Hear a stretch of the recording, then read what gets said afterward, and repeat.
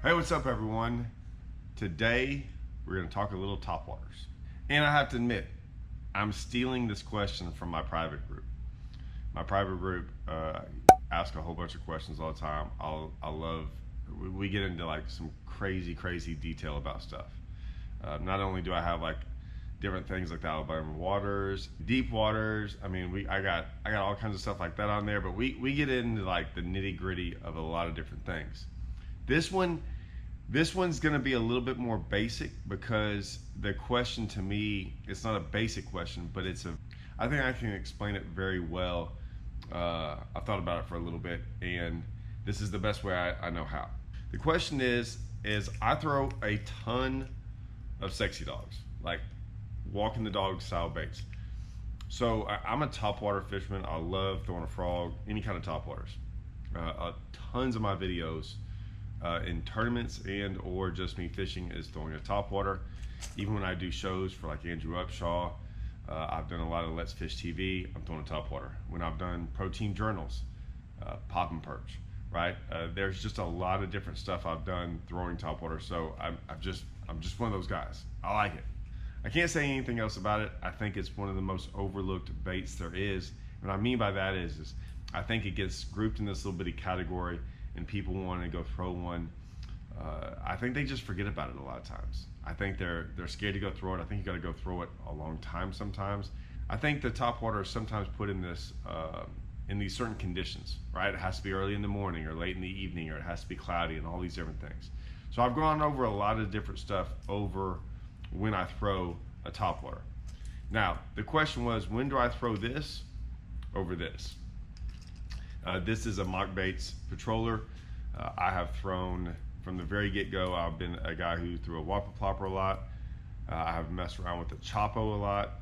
I have thrown this. I have thrown every single size in this imaginable, all the way up to the giant size. I think I have one. I even have like the giant size, the musky one, called Bass on It. So I mean, I have thrown a lot of different plopping style baits. And the question is, when do I throw this over this, or this over this, however you want to say it? So the best thing I can say is topwater fishing to me is I'm always going to start off with a topwater that gets their attention, like is the loudest, meanest topwater. Okay, and what I mean by that is I want aggressive strikes for a topwater. I'm not saying the most aggressive, but I think the most aggressive fish will go after this. And what that means is this. In every lure category, there was a way to catch the most aggressive fish, like a style. This is the bait that's going to attract the most aggressive fish. I'm not gonna trick a bass into biting this. I'm not gonna do something subtle to make him bite it. I'm not gonna do all these things. I'm not saying I can't, but that's not really why I'm throwing this bait. I'm throwing this bait to draw them out from whatever it might be, from as long away as possible, from as deep as possible. Like that fish is there to do nothing but feed. And all I'm trying to do is attract that fish, okay? This bait, compared to this bait, and it might not seem like a lot, but I can cover a lot more water with this bait than this bait. So this is a bait I'm trying to cover water with, and I'm trying to find the most aggressive fish. Now, there are different times of the year, different days, all these things that they will bite this better than this. They are going to find this bait, they're going to look for this bait, they're gonna come from a long ways away, and they're gonna smash this bait. And that's what I'm doing. Those days are when I'm throwing this. Now, if I could compare that to something, it'd be like flipping a jig in grass. I'm gonna throw a 1 to 1.5 ounce jig in the grass. I'm trying to get it down there as fast as possible, hop it one time and move on. I'm just trying to find the most aggressive fish in the grass. Now say I was just gonna throw a regular jig, right? Still a jig. You got a flipping jig, right? One punching grass, or you got just a regular jig. You throw the regular jig out there, sometimes they bite it on the fall, but most time you kind of have to hop it and do some things, right? Still a jig, just two different ways to fish it. One, you kind of have to like try to entice a bite. Maybe you stroke a little bit, do some things, but that first one, they're just gonna hit it on the fall almost, all the time. Then you got another jig, like a little finesse jig, where you're trying to, like, they've seen a bunch of baits, they've seen a bunch of things, and you're trying to trick that fish into biting something small, right? All three jigs, you're just fishing them a different way and for different fish that are in a different mood, okay? You got to think topwater is the same way. Now, there's a bunch of different topwaters out there, but my question was these two. This is still like, this is like major power fishing. Like, this is major topwater fishing and power fishing of topwater. So I'm gonna have it on braid. I'm gonna have this one on braid too. I'm gonna have it on braid, 7'6" rod, and I'm just chunking and winding. Yes, you can kind of pop it and do some different things, but when this bite is on, you don't have to do any of that. Cast and reel. It's a very easy bait, right? It's a very easy bait to fish, a lot like a spinner bait. A lot of times you can just take a big old spinner bait, throw it out there and wind it in. And if they're biting a spinner bait, they're gonna bite that spinner bait. Like, they just want a spinner bait. Now, this is still power fishing, a topwater. I consider this a very, like, this is like the next level down. Still throwing it on braid, right? Not throwing it on as big of a rod, you know, more of a 7 to 7'2" rod. It's not gonna be as heavy as a rod as I would throw it on this one because I'm working it. Now, with this bait, chances are I'm gonna be working it the whole time too, right? But I'm gonna be working, I'm not just gonna be reeling it. It's not gonna go as fast, right? Since I'm gonna walk the dog, it's not gonna cover as much water as fast as this. Why is that important? Well, like I said, if I'm trying to cover water and find the most aggressive fish on the day that it allows me to. Now, it doesn't matter if it's sunny, right, or cloudy, morning or afternoon. It's just one of those deals where I'll start throwing this to see. If they're biting this, I'm not putting this down. That means they're biting it. Now, there's plenty of days out there where you could go throw this all day long and never get a bite, right?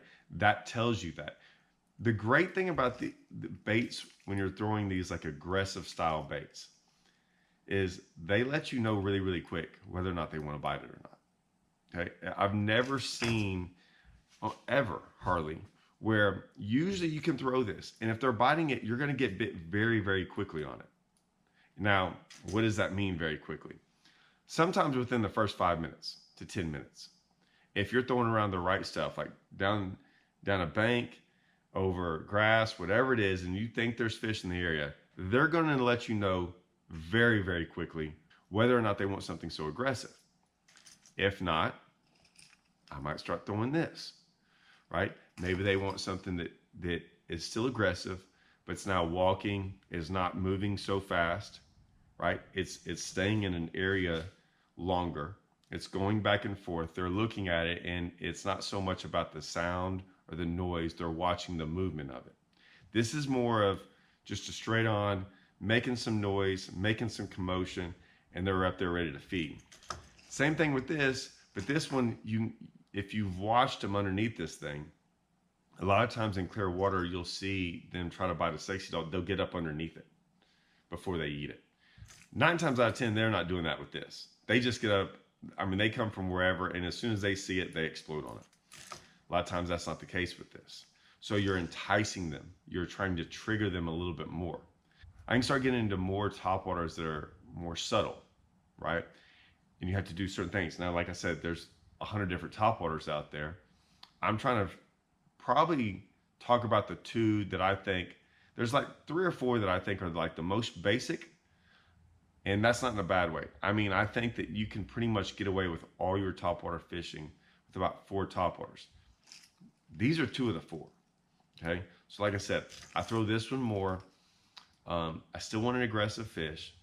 I still want a fish that I'm gonna have to call from somewhere, right? Like I'm gonna have to get their attention, but it's just the little less subtle. I'm not worried about us covering as much water either, okay? This one to me is like first sight, first glance, first time you put it in front of one, you're gonna get bit on it. If he's willing to bite, it's gonna bite this. You're not gonna make multiple casts with this in the same cast, right? So if you got a place out there and you throw and you made your first cast, it's hard to throw it again and then get that fish to bite. Almost never happens. Like I said, I'm not saying it can't happen. But I'm saying this is a bait you throw out there, and first cast is going to get the bite if it's going to bite. This you can kind of keep throwing out there. You're going to entice them. Maybe it walks a little bit different. Maybe it sounds a little bit different. Maybe, you know, it follows it the first cast. You throw it back out there, it follows it again. Maybe then it eats it. So it's just a different way of fishing. Like I said, this cover more water. This you can cover a lot of water, but you're still trying to entice them a little bit more. To me, it's one of those things. This is going to let you know very, very quickly whether they're biting this. I think both are like that. If I'm new to a lake, right, or I think this is a topwater day. You ever get out there and you just feel like it's a topwater day, fish are biting, you've heard the lake's fishing really good. Maybe you heard the topwater bites really good. Like all those things. I'll start with this. Especially on a brand new lake, I'll almost always start with this. Maybe for the first 5 or 10 minutes. I might pick this up continuously throughout the day, and I'm just going to see which one they want. Usually I'll know pretty quickly, but I'll always have this just in case, because this is a bait though that you can go throw for an hour and still get a big bite on it. They will still bite it because you're covering so much water. And so a lot of times it's not that the fact that they don't want to bite it is why you're not getting bit in the first 5 minutes. It's just you haven't thrown it by one. So like I said, that's what I'm trying to do. I just think people don't sometimes cover enough water with the topwater. This is my water covering bait.